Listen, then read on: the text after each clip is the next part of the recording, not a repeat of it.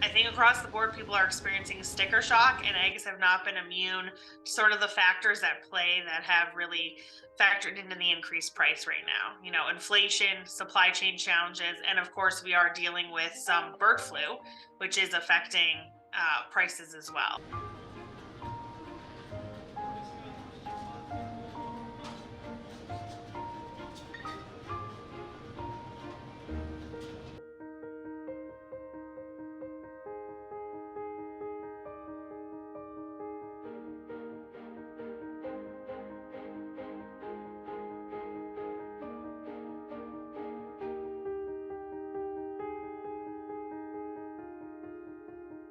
Prices have to really increase by quite a lot to discourage some consumers from stopping buying eggs or to switch to something different.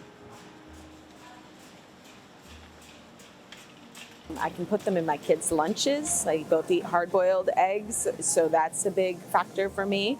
And everybody in my family eats them, so that's why I continue to buy.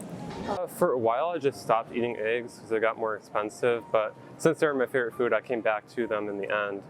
I think as you see that demand come down ever so slightly post holiday, as you see hopefully input cost of fuel and packaging and all of that start to come down a little bit here in the new year, I think the market, I hope the market will level out. I know our farmers do as well.